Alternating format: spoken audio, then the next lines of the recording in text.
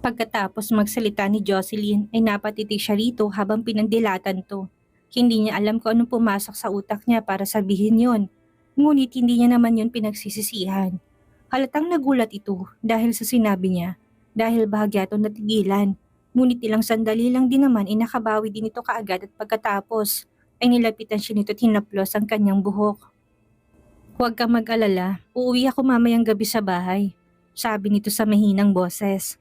Bigla siyang nakaramdam ng saya na marinig ito at pagkatapos ay sumagot. Fine, hihintayin ko na lang sa labas ng mall si Kent, sabi niya rito. Nang makalabas sila ng mall ay ilang minuto lamang ang hinintay niya at tuluyan na nga siyang nakita ni Kent. At pagkatapos inihatid na siya nito sa bahay nila. Pagkababa niya sa harap ng bahay nila, ay pinaalis niya na muna si Kent at pagkatapos ay nilagay lamang niyang kanyang mga pinamili. Sa garahe at hindi naman lang pumasok sa loob pagkatapos ay muling lumabas ng gate upang mag-abang ng taxi at ilang minuto lamang ay tuloy na nga siyang nakahanap ng masasakyan niya. Nagpahatid siya sa isang bar, sa bar kung saan ilang beses nang pumunta si Carter. At doon niya rin noon sinundo si Carter noong lasing na lasing to. Ang bar na yun ay pag-aari ni Tommy. Pagkarating doon ay mabilis siyang pumasok sa loob, napaikot ang kanyang paningin sa paligid at nakita niyang may tumutugtog sa entablado. Naghanap siya ng mapupwestuhan na malapit sa entablado at mabuti na lamang at may bakante pa. Mabilis siyang umupo doon at nangalumbaba habang pinapanood ang mga kumakanta at pinapakinggan ang napakagandang tugtog ng mga to. Habang nakaupo siya doon, ibigla siyang napaisip kung bakit bigla na lamang pumasok sa isip niya na magpunta doon at pagkatapos ay naisip niya na dapat na siyang umuwi dahil halos madilim na kanina ngunit ayaw ng katawan niya umuwi. Bakit naman siya uuwi sa bahay na yon? Wala naman naghihintay sa pag-uwi niya. Mabilis siyang nag-order ng juice sa dumang waiter dahil ayaw naman niya ng drinks dahil baka makasama sa baby niya. At pagkatapos ng maubos na yon ay umorder pa ulit siya. Habang nakikinig sa tugtog ay bigla na lamang siyang nakaramdam na matinding pagkahilo at tila ba inaantok siya. Hindi niya alam kung dala ba yon ng pagod o dahil sa malamyos na tugtog. Dumukdok siya sa lamesa at pipikit lang sana ngunit hindi niya namalayan nakatulog na pala siya. Pagka-uwi ni Carter ay kagad siyang dumiretso sa kanilang silid ngunit laking pagtataka niya. Nang pagbukas niya ng pinto ay madilim sa loob at walang kahit ni isang ilaw ang nakabukas. Kunot ang noon niyang pumasok sa loob at pagkatapos ay binuksan ng ilaw at hinanap si Jocelyn sa banyo. Ngunit wala ito doon hanggang sa dinukot niyang kanyang cellphone at tinawagan to ngunit ang operator lamang ang sumagot. Napakuyom ang kanyang kamay dahil nakapatay ang cellphone nito. At saan naman kaya ito nagpunta? Anong oras na? Agad niyang tinawagan si Kent. Pagkasagot nito ng tawag ay mabilis siyang nagsalita. Pwede mo bang ipaliwanag sa akin, Kent, kung nasaan si Jocelyn? Tanong niya rito. Sir, inihatid ko po siya kanina sa bahay niyo. Sagot naman ito sa kanya. Hinanap ko siya sa buong bahay, pero hindi ko siya makita at isa pa. Walang mga kasambahay namin ngayon. Dahil nakabakasyon sila, galit na sabi niya dito. Sir, hahanapin ko po siya. Huwag na po kayong magalit. Sabi nito at pagkatapos ay pinatay ng tawag. Hindi niya mapigilan na hindi maggitngit ang kanyang mga ngipin dahil sobrang inis niya. Saan ka nagpunta, Jocelyn? Galit na tanong niya sa kanyang isip. Nagulat si Jocelyn nang bigla na lamang may yumugyog sa kanyang balikat.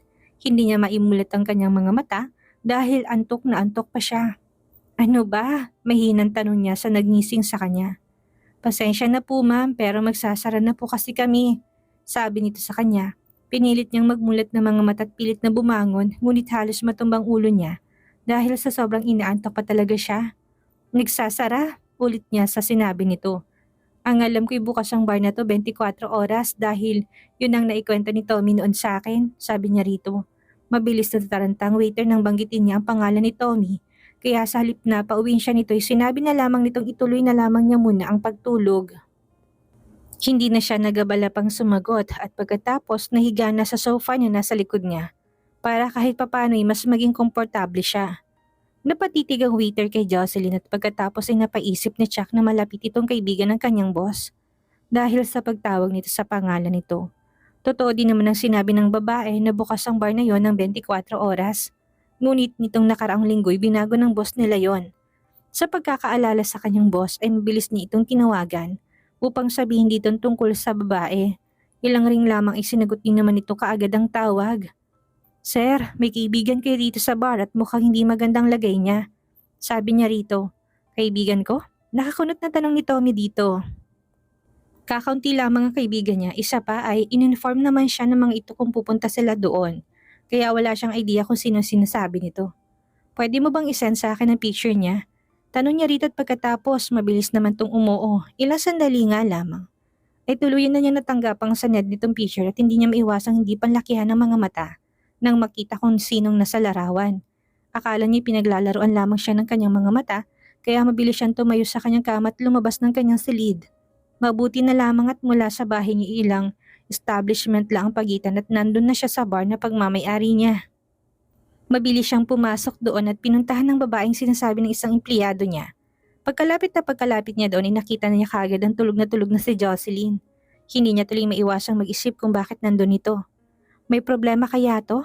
Ilang sandali pa ay mabilis niyang tinawagan si Carter para sabihin ditong nandoon ang asawa nito. Nandito si Jocelyn sa barko, sabi ni Tommy sa kanya. What? Halos mag-isang linya ang kanyang kilay dahil sa sinabi nito. Napatayo siya mula sa kanyang kinaupuan at mabilis na lumabas ng silid. Diyan ka lang muna, pwede ba hanggang sa makarating ako dyan? Sabi niya rito at pagkatapos pinatin ng tawag at nagmamadaling sumakay ng kanyang kotse at nagtungo doon. Nang dumating siya doon kaagad siyang nagtuloy-tuloy sa loob at nakita niya kaagad si Jocelyn na natutulog sa sofa at mukhang napakahimbing ng tulog nito. Samantalang si Tommy naman ay nakaupo sa katabing upuan nito at nang makita siya niti kaagad itong tumayo upang salubungin siya. Pwede ba tayong mag-usap? Agad na tanong nito sa kanya. Sorry, pero kailangan ko nang iuwi si Jocelyn. Pwede bang sa susunod na lang? Sabi niya rito at pagkatapos ay lumapit kay Jocelyn at kinarga ito kaagad. Medyo nalimpungatan ito, ngunit hindi naman ito nagising pagkatapos ay nakatulog ulit. Tinanguan siya lang ni Tommy at nagpasalamat pagkatapos ay lumabas na. Ilang sandali pa ay nakarating na sila sa kotse at pagkatapos ay miingat niyang sinakay ito doon. Nang maisakay niya ito sumakay din siya kaagad at pagkatapos sinubad niya ang suot niyang coat upang ibalot kay Jocelyn. Mabilis siyang nagmaneho pa uwi sa bahay nila at pagkatapos ay dali-dali niyang binuhat ito. Sa silid nila at inihiga sa kama. Nang mapasulyap siya sa orasan ay madaling araw na pala. Ganon kabilis ang oras. Napakunot ang kanyang noo nang hindi siya binitawan ni Jocelyn at nakayakap pa rin ang kamay nito sa leeg niya. Niyakap niya kasi kanina ang kamay nito sa leeg niya upang hindi lumaylay ang mga ito at ngayon ay humigpit na naman ang hawak nito doon. Carter, tawag nito sa pangalan niya. Sagot naman niya dahil ang akala niya tinawag siya nito. Bakit ganun ka? Napakasama mo. Lagi na lang si Roxanne ang nakikita mo. At pagkatapos gusto mo kong hiwalayan dahil lang sa bumalik na siya pero alam mo, sa totoo lang ay ayoko talaga. Hindi na ito natapos pang sinasabi nito. Nang lingunin niya tulog naman ito at nakapikit ng mariin ang mga mata nito. Tulog naman ito, hindi kaya nananaginip ito? Mabilis niyang tinanggal ang mga kamay nito sa kanya't pagkatapos ay naupo sa tabi nito. Habang pinapanood niya't nang bigla na lamang itong tumagilid at iyon ang naging dahilan kung bakit niya nakita ang sugat nito sa tenga.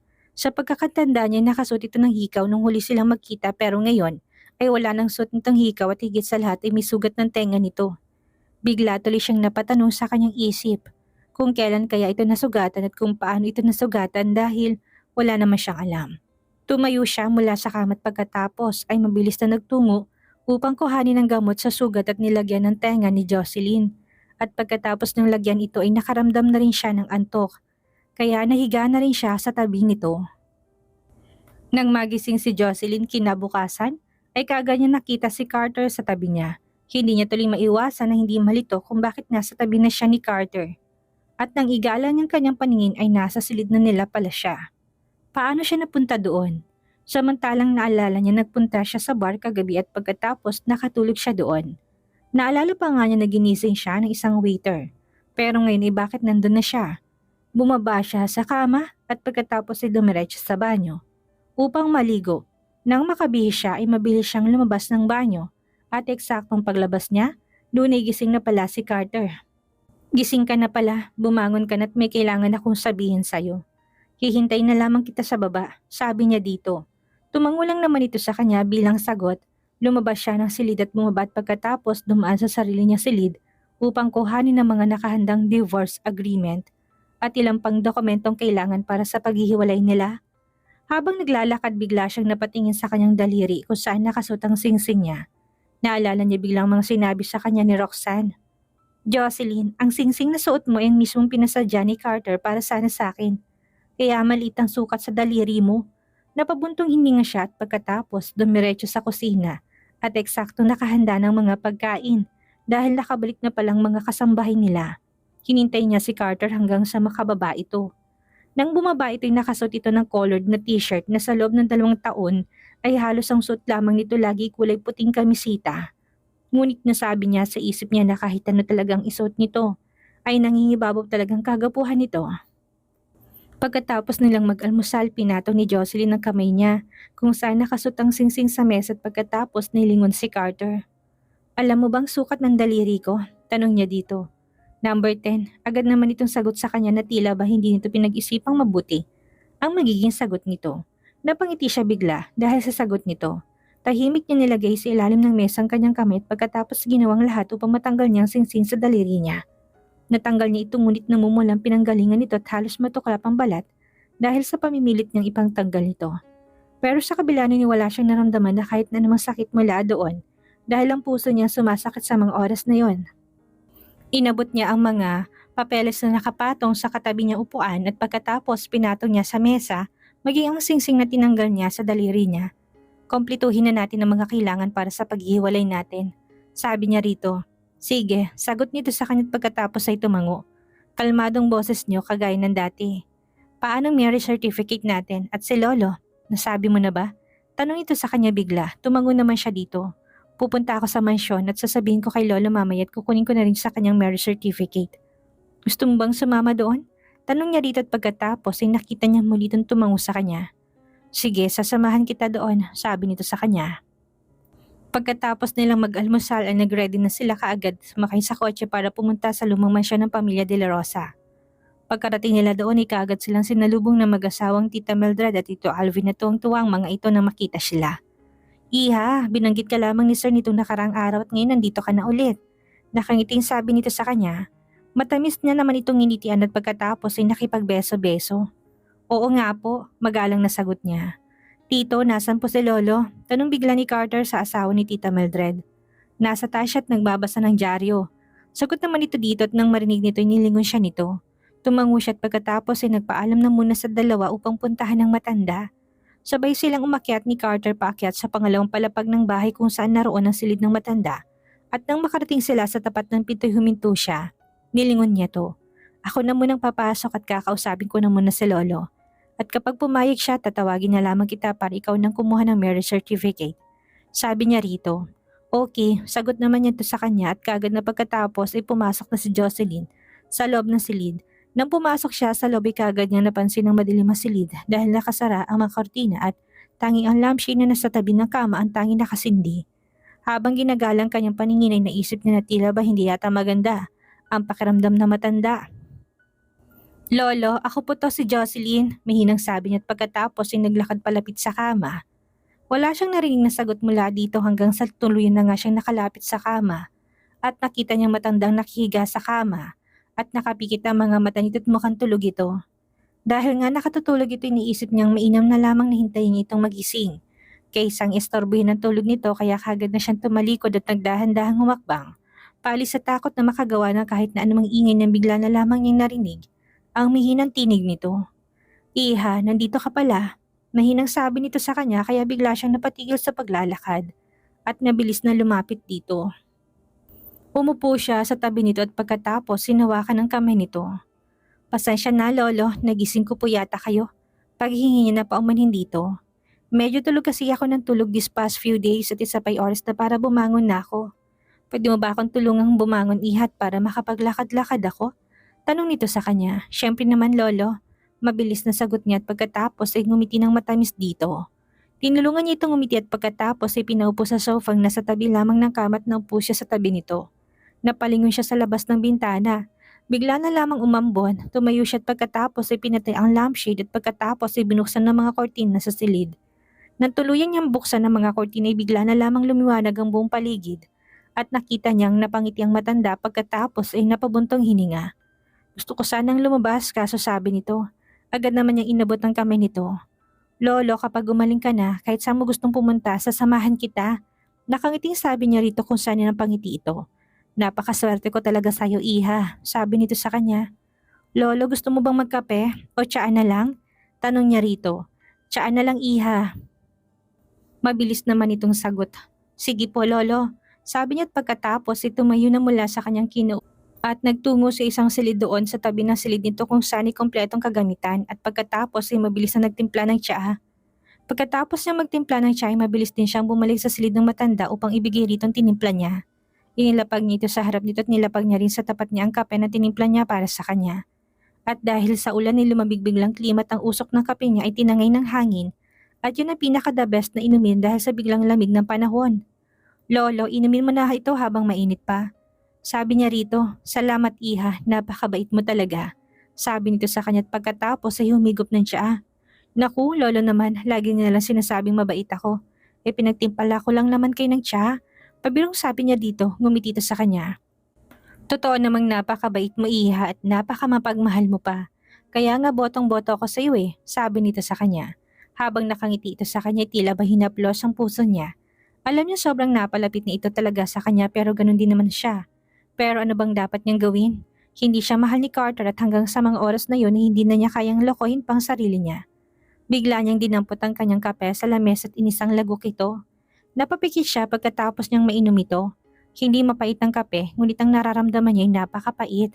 Iha, okay ka lang ba? Agad na tanong ng matanda sa kanya. Nang makita nitong itsura niya, nagmulat siya ng kanyang mga mata at pagkatapos ay binaba ang tsaa sa mesa. At pagkatapos ay sumandal sa balikat ng matanda. Lolo, may itatanong ako sa inyo kung okay lang po sa inyo. Gusto ko lang pong malaman ng totoo, sabi niya rito at pagkatapos ay umayos ng upot nilingon nito. Agad niyang nakitang nasalubong ang kilay nito habang nakatingin sa kanya. At pagkatapos ay bahagyang napangiti. Magtanong ka lang Iha, sasagutin ko sa abot ng aking makakaya. Sabi nito sa kanya kaya daw na siya nagkalakas ng loob para magtanong. Lolo, noong pinakasalan ako ni Carter, nagkusa ba talaga siya o dahil pinilit niya lang siya? Tanong niya na hindi napigilang mapakagat-labit mangilid ang mga luha hanggang sa tumulo ito sa pisngi niya. Patuloy na tumulong luha niya sa kanyang pisngi. Lolo, sinabi sa akin ni Roxanne na kaya lang ako pinakasalan ni Carter. Para maprotektahan niya ito. Nagsasabi ba siya ng totoo, Lolo? Humihikbing sagot niya rito. Hindi naman ito sumagot kaagad bagkus ay masuyo nitong hinaplos ang kanyang buhok pagkatapos ay napabuntong hininga. At mariing pumikit. Pagkatapos ay nagmulat to ng mga mata. Iha, ang totoo niya na ako talagang pumilit kay Carter na pakasalan ka. At oo, tama nga sinabi sa'yo ni Roxanne. Malungkot na sabi nito sa kanya dahil sa kanyang narinig ay mas lalo pang bumuhos ang kanyang luha. Sa nakalipas na 2 taon kapag nakikita ko kayong pumupunta rito at magkahawak ang mga kamay na tila batuning na mag-asawa, ay natutuwa talaga ako pero alam ko na ginagawa niyo lamang yon. Dahil para sa akin, ngayon ko naisip bakit ko nga ba siya pinilit kung alam ko namang hindi naman siya masaya sa pagpilit ko sa kanya. Kaya maging tuloy ikaw na damay pa. Naging makasarili ako Iha at gusto kong humingi sa'yo ng tawad dahil doon. Madamdaming sad nito sa kanya, agad naman siyang napailing dito at pagkatapos ay tumitig sa mga mata nito. Lolo, hindi kita sinisisi. Huwag niyong isipin na sinisisi ko kayo, ang gusto ko lang malaman ng totoo dahil ayaw ko mabuhay sa kasinungalingan. Sabi niya rito at pagkatapos hindi siya maiwasang, hindi mapakagat-labi, napasinghot siya. Lolo, gusto kong magpasalamat sa'yo dahil kung hindi dahil sa'yo ay baka hindi kami ikinasal sa loob ng 2 taon.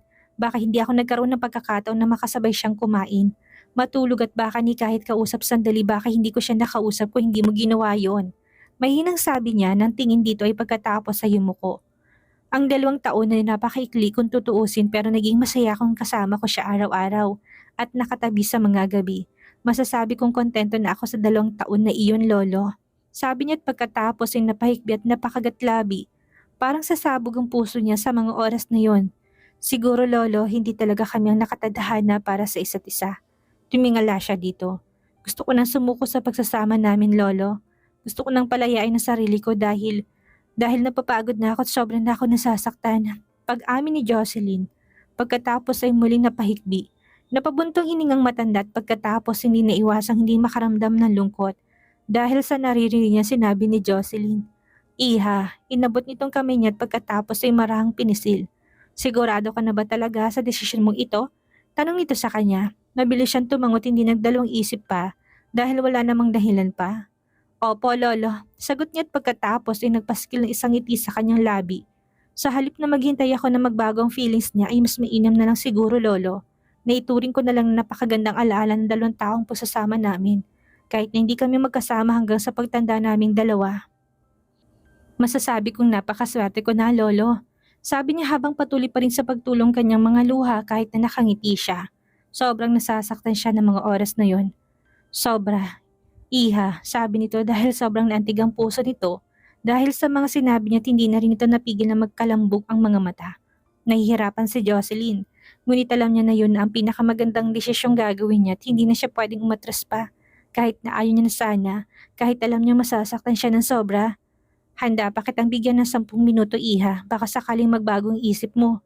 Sabi nito sa kanya, habang pinapanood niya ito kung paano tumulong luha nito sa matay pakiramdam niya, ay tila ba pinipig ang puso niya sa mga oras na yon kaya kagad niyang inunat ang kanyang kamay upang punasan ang luha nito sa mata at pagkatapos ay napailing.